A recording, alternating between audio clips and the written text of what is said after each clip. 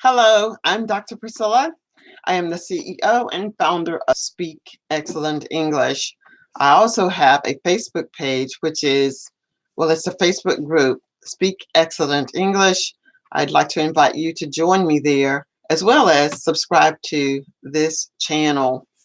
I'm going to read for you until others join me today. Michelle Obama's book. She is the First Lady of the U.S. This is a picture of our First Lady, Michelle. The title of her book is Becoming.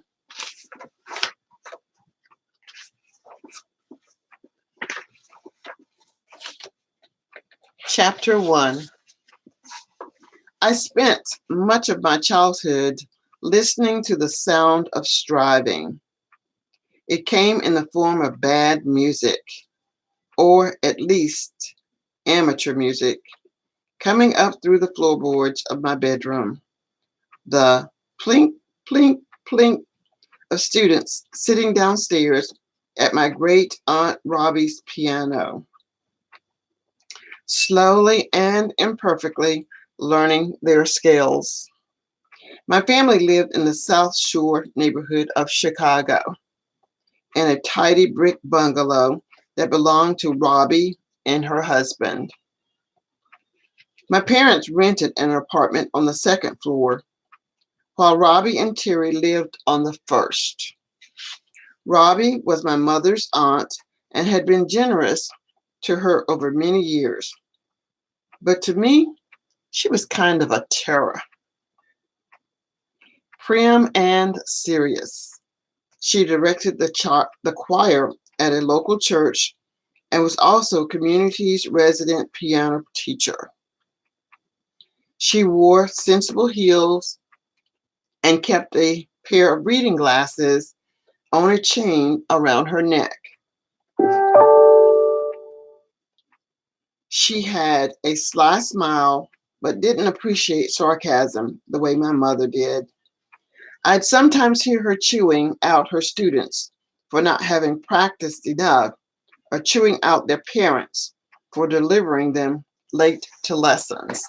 Now, I have gotten to the end of a paragraph, and I'm going to send a message to my Facebook group and invite them to join me.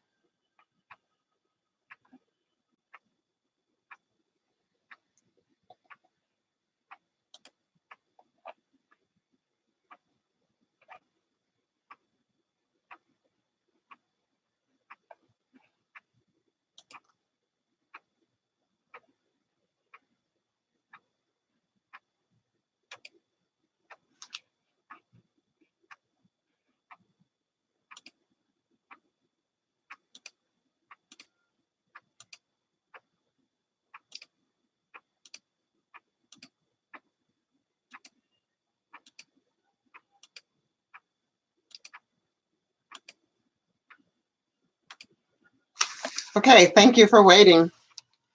I will continue. Just 1 second. That would be a hold, please.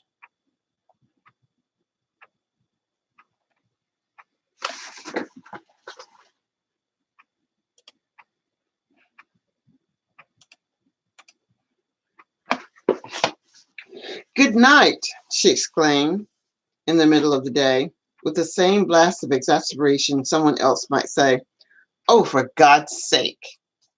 Few, it seemed, could live up to Robbie's standard.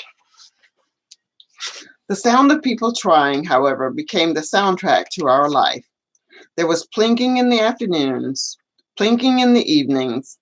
Ladies from church sometimes came over to practice hymns, belting their piety through our walls.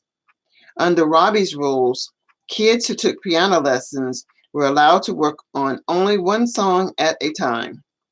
From my room, I'd listen to them attempting, note by uncertain note, to win her approval, graduating from Hot Cross Buns to Brahms' Lullaby, but only after many tries. The music was never annoying, it was just persistent. It crept up the stairwell that separated our space from Robbie's. It drifted through open windows in the summertime, accompanying my thoughts as I played with my Barbies or built little kingdoms made out of blocks. The only respite came when my father got home from an early shift at the city's water treatment plant and put the Cubs games on, TV boosting the volume just enough to blot it out.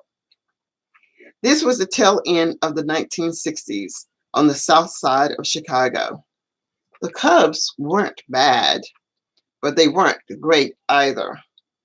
I'd sit on my dad's lap in his recliner and listen to him narrate how the Cubs were in the middle of a late season swoon, or why Billy Williams, who lived just around the corner from us on Constance Avenue, had such a sweet swing from the left side of the plate. Outside the ballparks, America was in the midst of a massive and uncertain shift. The Kennedys were dead.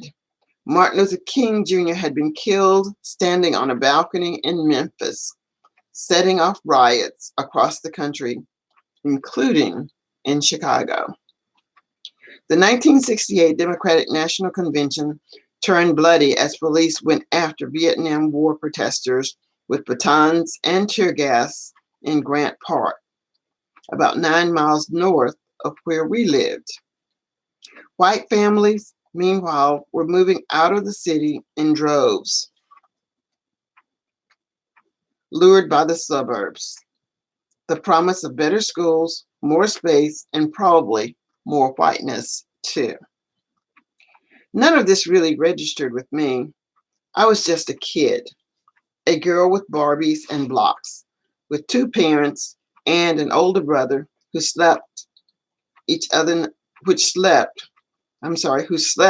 night with his head about 3 feet from mine. My family was my world, the center of everything. My mother taught me how to read early, walking me to the public library, sitting with me as I sounded out words on a page. My father went to work every day, dressed in the blue uniform of a city laborer. But at night, he showed us what it meant to love jazz and art.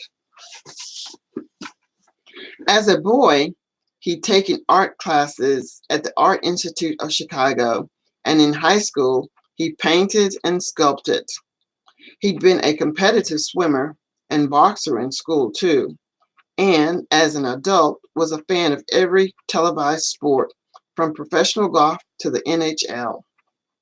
He appreciated seeing strong people excel. When my brother Craig got interested in basketball, my father propped coins above the door frame in the kitchen, encouraging him to leap for them. Everything that mattered was within a 5-block radius. My grandparents and cousins, the church on the corner where we were not quite regulars at Sunday school, the gas station where my mother sometimes sent me to pick up a pack of Newports, and the liquor store, which also sold Wonder Bread, penny candy, and gallons of milk. On hot summer nights, Craig and I dozed off to the sound of cheers from the adult league softball games going on at the nearby public park, where by day we climbed on the playground jungle gym and played tag with the other kids.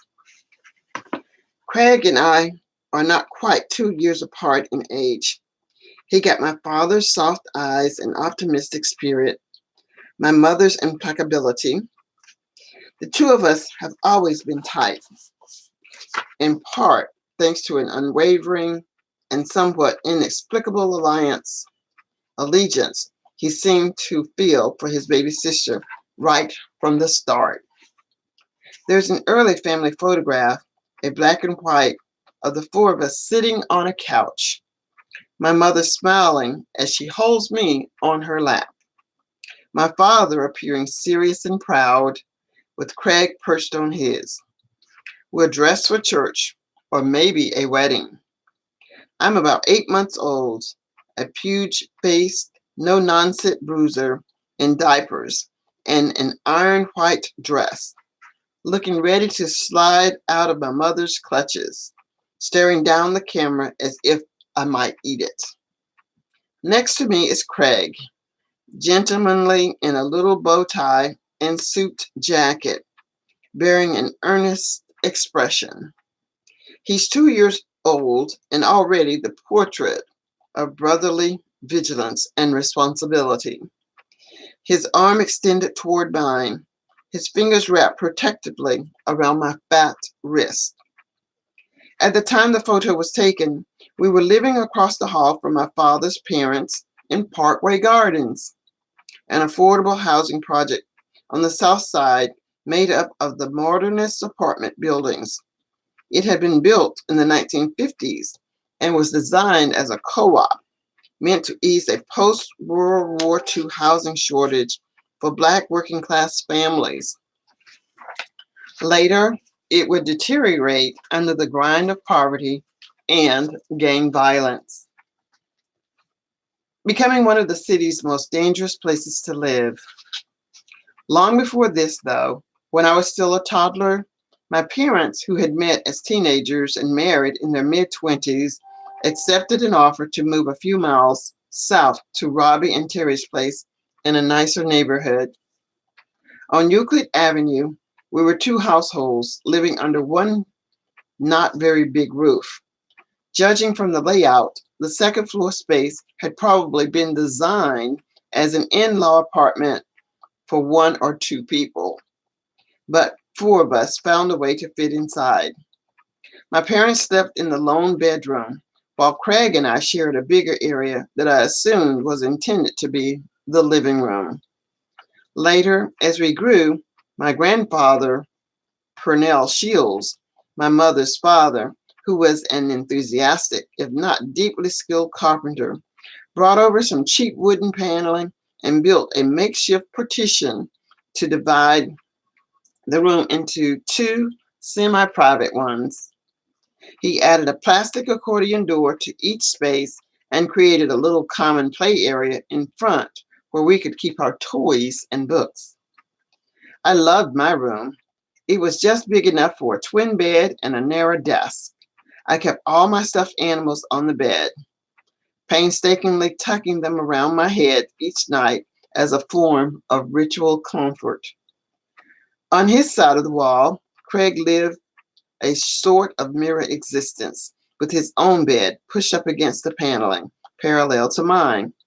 The partition between us was so flimsy that he could talk as we lay in bed at night, often tossing a bald sock back and forth through the 10-inch gap between the partition and the ceiling as we did.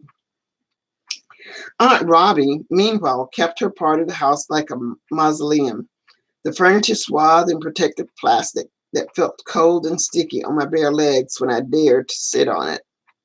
Her shelves were loaded with porcelain figurines we weren't allowed to touch. I let my hand hover over a set of sweet-faced glass poodles, a delicate-looking mother, and three tiny poodles, and then pulled it back, fearing Robbie's wrath. When lessons weren't happening, the first floor was deadly silent. The television was never on. The radio never played. I'm not even sure the two of them talked much down there. Robbie's husband's full name was William Victor Terry, but for some reason we called him only by his last name, Terry.